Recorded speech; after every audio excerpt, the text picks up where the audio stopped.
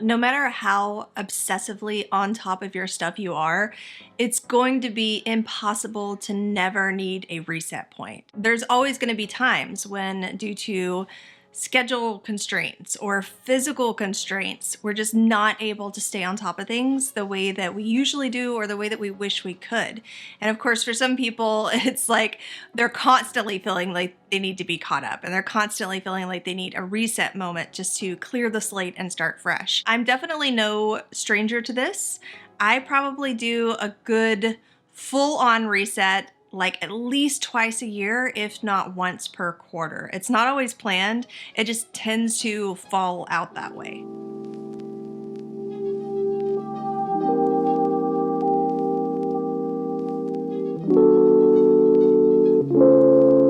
And to be honest, I've been trying to reset a good part of 2022. You know, we've got this baby on the way, we've had like traveling plans, and then of course in the midst of all of it, we've been sick. So we had COVID that had us down for like 2 weeks, and wouldn't you know it, we come down with a stomach virus. Between just the general low energy, morning sickness times that I went through and being physically ill, I think that I've spent more time in bed in 2022 than I have ever in my life. All of that to say, I know what it feels like to want to be this productive, better version of yourself who just gets things done and feels like accomplishing all of the things that you really want to accomplish, and instead to feel like this lesser version of yourself, like somebody who barely has time to make themselves look presentable, much less take care of all the things and get caught up on all the things that they need to get caught up on. And of course, a lot of that just means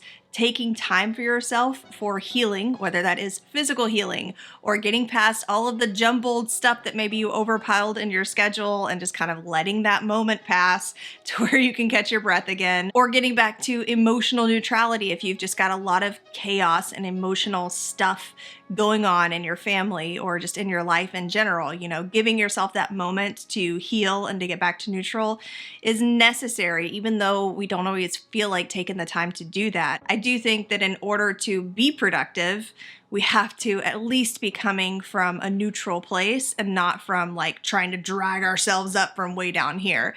It's just a lot more work. But once you're all healed up and you're back to neutral, where you have a little bit of energy and you're ready to invest it into resetting and getting yourself to where you want to be, there are 5 steps that I pretty much take religiously every time I get into that zone. And I take them in a specific order. I've noticed this. I've started paying attention over the years, and I always tend to take this specific order, and there's a reason for it whenever it comes to giving myself a full-on reset, getting my stuff in order. So that's what I'm going to be sharing with you today, my 5-step reset process that I use religiously on repeat whenever I need to get back on my game, get caught up, and just feel like everything is functioning smoothly like the engine that we all want it to be. First things first, finances. I always seem to start off with balancing the finances and making sure that I have financial stability and that I have a plan for my finances moving forward before I can take a look at all of the other areas that I want to reset. And the reason for that is because a lot of the other areas are dependent on my finances. So whenever I start looking at projects I want to take on, or like what kind of a schedule I want to have, if I want to take a trip with the family, if I want to buy a new outfit or update something in my home, like all of these things kind of fall back on what are my finances and do I have financial health and stability. And let me tell you, I have been broke before, like not sure how I'm going to pay for my groceries kind of broke before, and it is not fun. And I think that anybody who has ever lived in that kind of a stressful financial situation, you know that finances affect your health, they affect your space, they affect your relationships. Like, it's very impactful. And so it really is important that you have financial health. For me, that looks like, you know, making sure that my business finances are balanced and offset with my personal finances and that I know where I stand. Now, in the past, I've shared my personal financial breakdown sheet. I have these spreadsheets that I've used with Matt for years. And while we've tweaked this process and this spreadsheet over time to work for us, which I recommend that everybody does because there's no one size fits all, the foundations for how we break down and track our finances and balance everything pretty much stays the same. And so you can check out this other video if you're interested in seeing how we do it. I also share my spreadsheets, which I'll leave a link for down in the description. That's what my process looks like. I pull out the spreadsheets, I pull up the bank statements, I make sure that everything is labeled and categorized so that I can look at my trends over time, because I think that data is always key. And I know people in my family even, who don't look at any of that stuff. They spend, they check the bank account, sure, I've got enough money to spend some more, and that is pretty much essentially the foundation of their financial management. I don't like to live that way. I like to have more control over what's coming in and what's going out. A lot of times where we're investing our money is also where we're investing our time.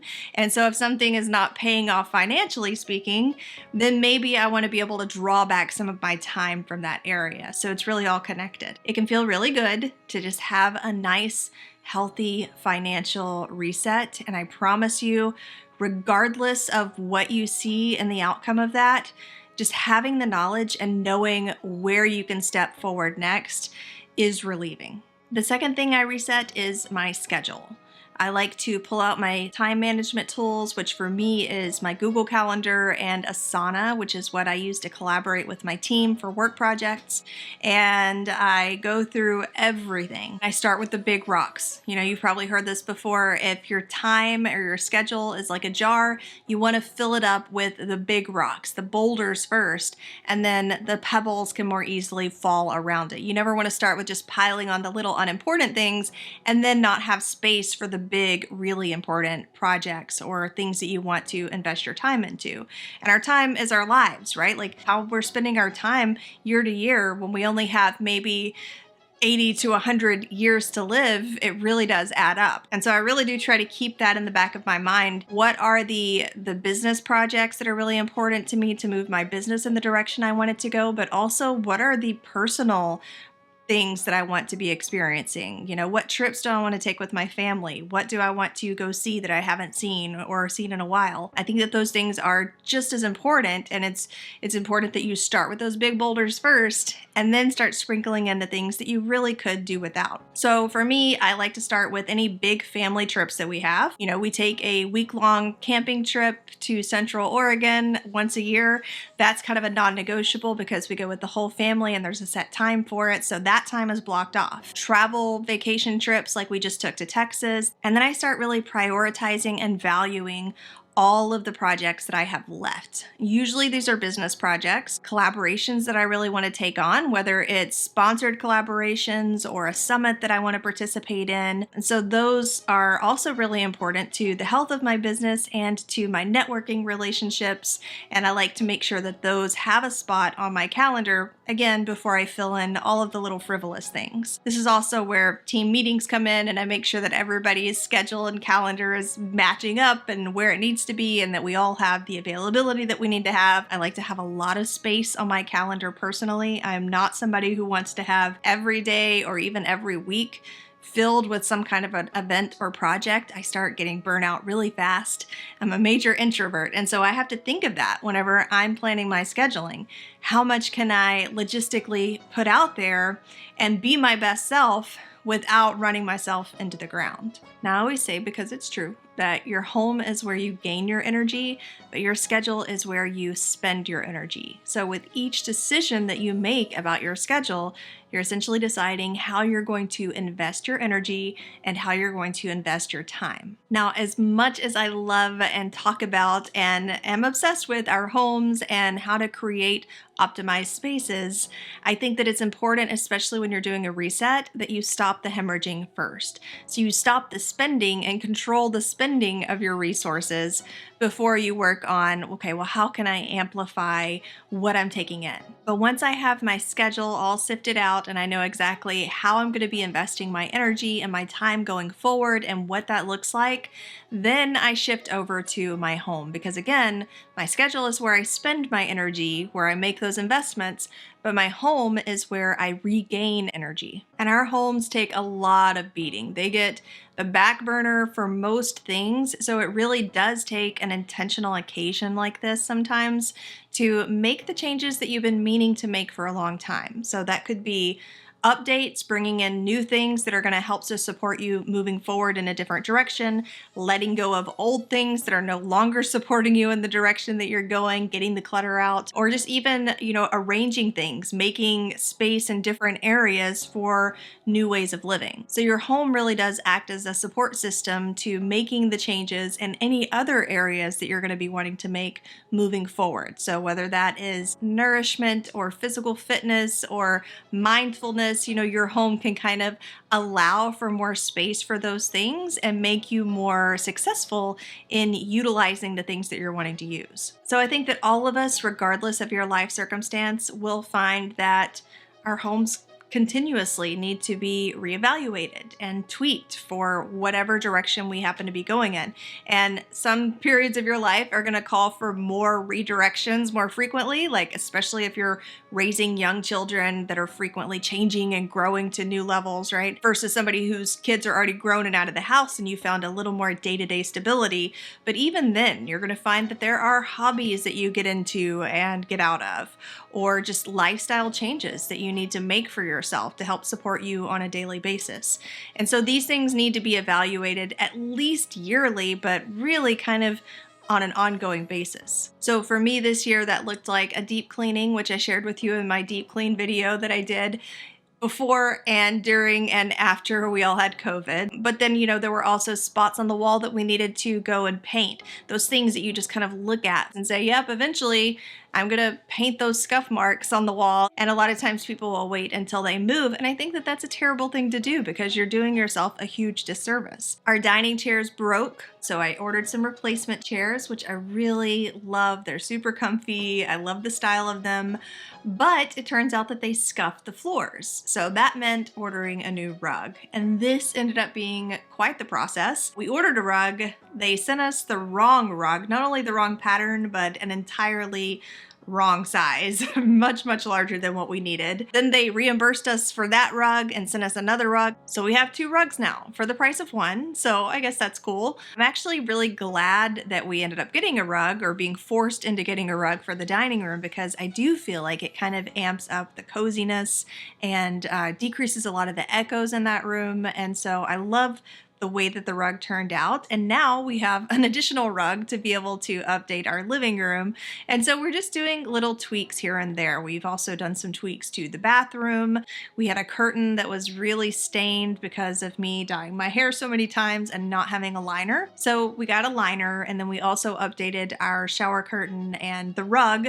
I ended up revamping our bedside tables and getting rid of a lot of the clutter that we had been collecting in there. And our bathroom drawers, I decluttered the makeup, I cleared up the bathroom drawers, and I have to say, it feels so much better and so much more effortless just existing in this space, knowing that I can use these spaces like our drawers and our cabinets more functionally. Now, if you want to see more about the updates that we've done and some of the organization projects and how that looked, you can see more about that over on Instagram if you're interested. That's _Mia_Danielle.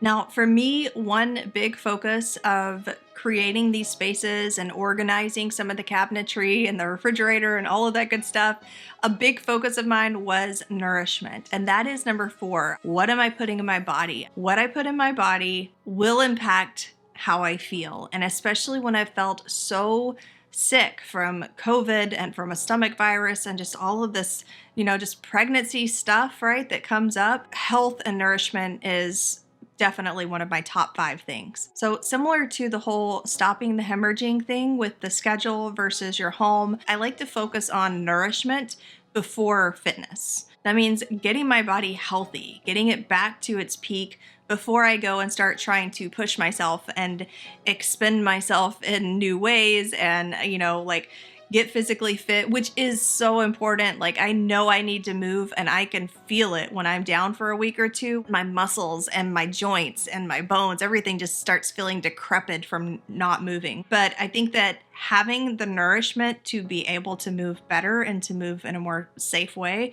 is also really important. Not to mention, of course, I've got a baby that I'm taking care of here. So even when I'm ill, I've still got to be thinking about the things that I'm putting in my body. And to be honest, especially while I'm pregnant, there are things that come up. Those of you who have had babies before, you know, like the constipation is a real thing. If you don't have your health, like if you don't feel good, you're not going to be able to enjoy anything else going on in your life. Like, it's important that you nourish the body that you have just to be able to enjoy the day-to-day things that you're investing into your schedule or into your home. And that really all starts with what you're putting in your body, your nourishment. And it hits me hard. I've actually told Matt a couple of times over the past couple of years that sometimes it feels like everybody around us is just falling apart, and we've got to take care of ourselves now in order to not be in that place later. It definitely has opened my eyes to things that I need to do, even if I don't feel like it, in order to be able to live the rest of my life journey feeling good. My go-tos, the things that I actually really enjoy eating and taking in, tend to be things like fruits and wheat products. You know, I eat a lot of, mini wheats and wheat crackers, and I don't know. I've gotten into things like that, at least as long as I have a really good cheese spread to go with it. But also smoothies. You guys know that I've been into my smoothies for a long time, and so I'm actually really excited about today's sponsor, which is Snap Supplements. They sent me their collagen and greens smoothie mix, and let me tell you, I was skeptical because I don't usually like green stuff, despite like seeing the reviews where they said, oh, and it tastes so great, all you have to do is mix it with water. I'm like, we'll see. And it tastes like fruit juice, but it's great because it has collagen in it for your skin and hair and nails, but it also has probiotics, so you've got the gut health covered, and over 30 different organic fruits and vegetables. So all of that baked into one scoop of this stuff. I also got some of these probiotic gummies. Within like 2 hours of taking these things, the constipation was a thing of the past. It was insane. All of this to say, I welcome them with open arms as a sponsor for this video, and you can save 10% by using the link down in the description. So whether you're adding something into your nourishment routine, like a quick smoothie or vitamin,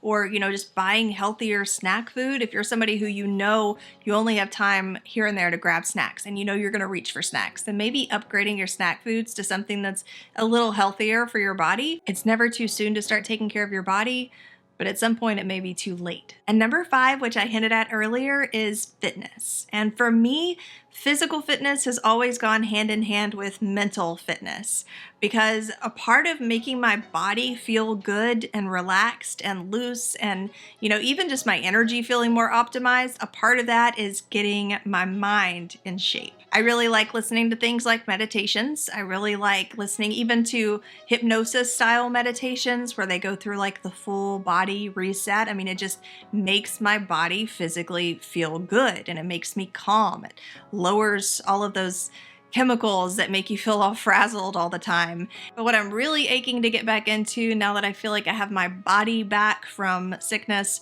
is my yoga. I haven't done yoga in months at this point, and I know that I'm going to be shaky as all get out, and I'm going to be probably super tense. I don't even know if I'll be able to touch my toes well, but it's going to feel so good. I think that those 5 things of finances, schedule, your home, your nourishment, and your fitness are what makes your life feel better. It makes you feel good. It makes you more pleasant to the people that you're around and the relationships that you're in, which of course are so important. Take just a quick 1 or 2 days to do a reset on all of them. It just makes you feel so much better and so much more put together and ready to move forward in new directions. So good luck. I hope that you share with me if you found any of this valuable, or if you've experienced any of these things recently where you're like, oh, thank God I took the time to reset in that area because now I'm feeling so much better. I know that I'm personally getting a lot out of it, and I'll chat with you guys next week.